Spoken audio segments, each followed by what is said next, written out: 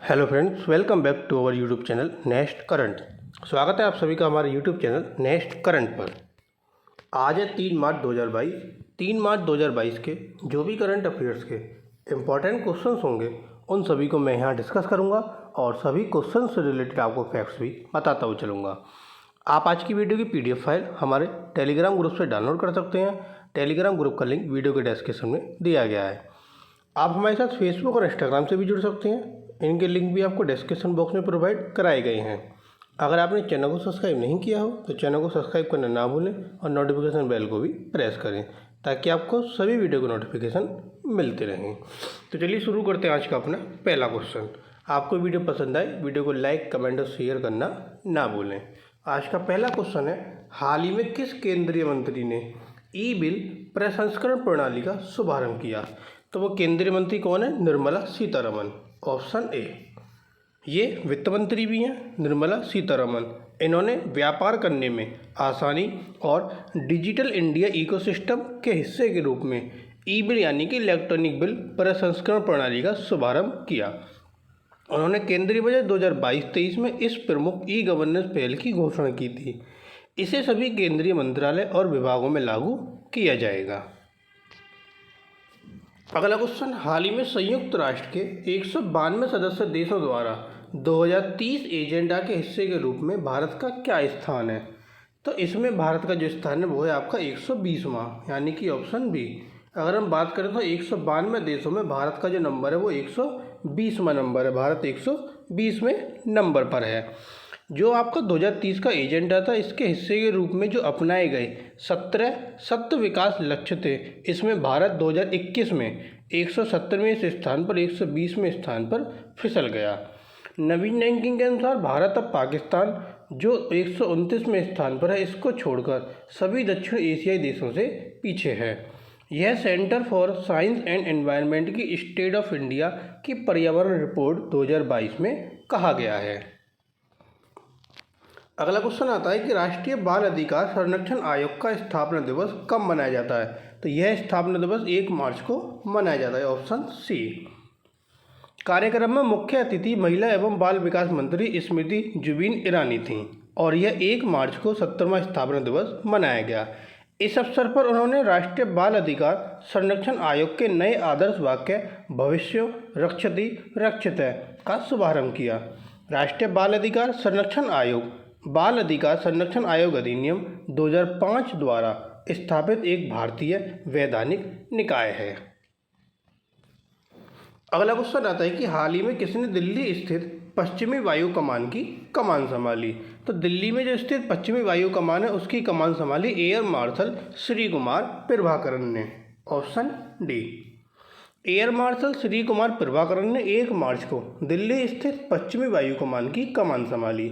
वह वायुसेना पदक और अति विशिष्ट सेवा पदक के प्राप्त करता है। वह एयर मार्शल अमित देव का स्थान लेंगे, जो भारतीय वायुसेना में 39 से अधिक वर्षों की विशिष्ट सेवा के बाद 28 फरवरी को सेवानिवृत्त हुए हैं। वर्तमान नियुक्ति को संभालने से पहले वे वायुसेना अकेडमी हैदराबाद के कमांडेंट थे। अब दिल्ली में आपकी ये कमान संभाली है। आइए दिल्ली के बारे में जानते हैं। ये है आपका दिल्ली, जो आपका ये रेड मार्क हो रहा है, ये आपका दिल्ली है, जिसकी राजधानी नई दिल्ली है। मुख्यमंत्री अरविंद केजरीवाल, उप मुख्यमंत्री मनीष सिसोदिया और उपराज्यपाल है अनिल बैजल। कुल जिलों की संख्या है 11, लोकसभा सीटें हैं 7 और राज्यसभा सीटें हैं 3। अभी आपका हाल ही में दिल्ली में एक एक्सपो भी होने जा रहा है जिसका नाम है इन्वेस्टमेंट समिट एंड एक्सपो। इसमें जो दिल्ली के गवर्नमेंट स्कूल के बच्चे हैं उनके जो आइडियाज़ हैं बिजनेस को लेकर, उनके आइडियाज़ को जानकर अगर कोई भी इन्वेस्टमेंट करना चाहता है तो दिल्ली में आपका एक्सपो लग रहा है 5 मार्च। जहाँ तक मुझे याद है 5 मार्च को वो एक्सपो लगेगा। इन्वेस्टमेंट समिट एंड एक्सपो 2022 है वो आपके कोई मैदान है उसमें वो आपका एक्सपो लगने जा रहा है। अगर कोई भी इन्वेस्टमेंट वहाँ उनके आइडियाज़ में इन्वेस्ट करना चाहता है तो वो वहाँ पर जा सकते हैं और अपना इन्वेस्टमेंट कर सकते हैं। आगे चलते हैं। हाल ही में किसे राष्ट्रीय मूल्यांकन और प्रत्यापन परिषद की कार्यकारी समिति के नए अध्यक्ष के रूप में नामित किया गया? तो किसे नामित किया गया? डॉक्टर भूषण पटवर्धन को। Option A. विश्वविद्यालय अनुदान आयोग के पूर्व उपाध्यक्ष डॉक्टर भूषण पटवर्धन को राष्ट्रीय मूल्यांकन एवं प्रत्यायन परिषद की कार्यकारी समिति के नए अध्यक्ष के रूप में नामित किया गया। वह वर्तमान में कोविड-19 पर अंतर विषय आयुष अनुसंधान एवं विकास कार्य बल के अध्यक्ष हैं। वह नीति आयोग सहित कई एकेडमिक अनुसंधान और नीति समितियों के सदस्य रहे हैं। अगला क्वेश्चन, हाल ही में किस नेता से अंतर्राष्ट्रीय ओलंपिक समिति द्वारा ओलंपिक ऑर्डर पुरस्कार छीन लिया गया? तो ये छीना है व्लादिमीर पुतिन से। ऑप्शन बी, व्लादिमीर पुतिन रूस के राष्ट्रपति हैं। अंतर्राष्ट्रीय ओलंपिक समिति ने यूक्रेन पर आक्रमण के जवाब में रूसी राष्ट्रपति व्लादिमीर पुतिन से ओलंपिक ऑर्डर पुरस्कार छीन लिया। इसने उन सभी व्यक्तियों से ओलंपिक ऑर्डर वापस लेने का निर्णय लिया जो वर्तमान में रूसी संघ की सरकार में एक महत्वपूर्ण कार्य करते हैं। आईओसी यानी कि इंटरनेशनल ओलंपिक कमेटी स्विट्जरलैंड के लुसाने में स्थित एक गैर सरकारी खेल संगठन है। अब ये रूस के हैं आपके व्लादिमीर पुतिन, तो आइए रूस के बारे में जानते हैं। ये है आपका रूस, जिसकी राजधानी है मॉस्को। मुद्रा रशियन रूबल, राष्ट्रपति व्लादिमीर पुतिन और प्रधानमंत्री मिखाइल मिशुस्टिन। और ये क्या आपका रूस का आपका फ्लैग। रूस आपका यूरोप में भी आता है और आपका एशिया में भी आता है। एशिया में रूस का इतना एरिया है, यूरोप में आपका इतना एरिया है। अगला क्वेश्चन, शून्य भेदभाव दिवस कब मनाया जाता है? शून्य भेदभाव दिवस 1 मार्च को मनाया जाता है। Option C. इस दिवस को मनाने का उद्देश्य कानून के समक्ष और व्यवहार दोनों में समानता और निष्पक्षता को बढ़ावा देना है। यह दिवस पहली बार 1 मार्च 2014 को UNAIDS द्वारा मनाया गया। इसका आधिकारिक प्रतीक एक तितली है। इस वर्ष जो दिवस मनाया गया, इसकी थीम है remove laws that harm, create laws that empower. अगला क्वेश्चन, विश्व नागरिक सुरक्षा दिवस कब मनाया जाता है? विश्व नागरिक सुरक्षा दिवस भी 1 मार्च को मनाया जाता है। Option D. 1990 में इस दिन को अंतर्राष्ट्रीय नागरिक सुरक्षा संगठन द्वारा वैश्विक अवकाश के रूप में घोषित किया गया। यह नागरिक सुरक्षा के महत्व और इसके लिए अपने प्राणों की आहुति देने वाले कर्मियों का सम्मान करता है। ICDO एक अंतर सरकारी संगठन है। ICDO अंतर्राष्ट्रीय नागरिक सुरक्षा संगठन जो बुनियादी ढांचे और पर्यावरण की रक्षा करते हुए नागरिकों को विकसित और सुरक्षित रहने में मदद करता है।